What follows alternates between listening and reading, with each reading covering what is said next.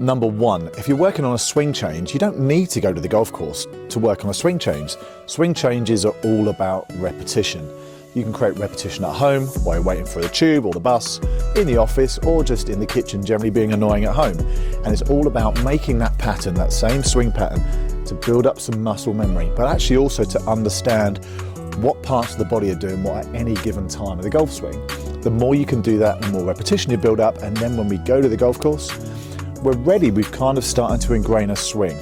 You can also do that in preparation for the driving range as well. So when we go to the range, it's slightly more ingrained than what we're doing. So you've arrived at the range, it's important that we have a plan in place. Otherwise, we'll fall foul of what we've always fallen foul of in the past, is that the guy in the bay next to us is halfway through his workout and he's smashing driver down the end. And ego gets the better of all of us and we can't help but join in. It's not going to help us long term. So let's arrive at the range with a plan in place. You've been rehearsing your kind of getting your muscle memory, with a new swing thoughts, swing feels throughout the week. Not at the driving range, could be anywhere like we've just spoken about. And now it's time with club in hand just to kind of produce that same golf swing again, really, really slowly and gradually building yourself up. So that may well be a couple of set positions that your coach may have taken you through, or one of the videos that we've looked at previously, getting yourself into kind of an impact zone and just really feeling what it feels like with the club.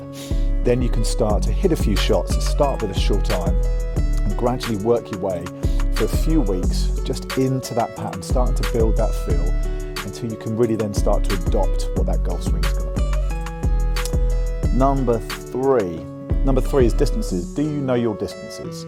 Someone said to you, what do you hit 150 yards? You might say about a 7-iron, which is generally the response I'd usually get, about a 7-iron. It's not until you put somebody on a launch monitor that you realise it's 159, 158, 172 for example. And it's kind of all over the place, but it's never 150. So it'd be really good then to work on your yardages, especially with the short sticks. Let's say you have 3 wedges. Let's say you have a pitching wedge at 46 degrees, a 50, a 56 and a 60. So you've got 4 wedges effectively. All of those 4 wedges would have 3 separate distances. So 3, 6, 9, 12 different distances with 4 golf clubs. And that can be done in 2 ways. That can be done in setup and that can be done with a clock system.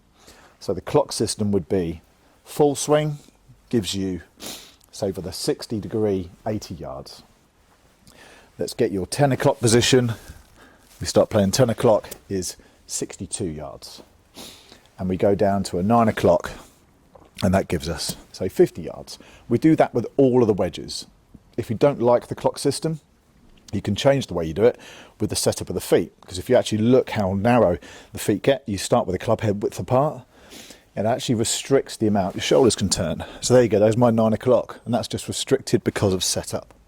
2 club head widths apart. 2 club head widths apart, I can actually get to a 10 o'clock. So actually it's a much easier way of not having to feel what 9 or 10 o'clock feels like. You can just address that by setting up in the right way to start with. That then takes care of the length of the backswing that we can achieve based on the setup.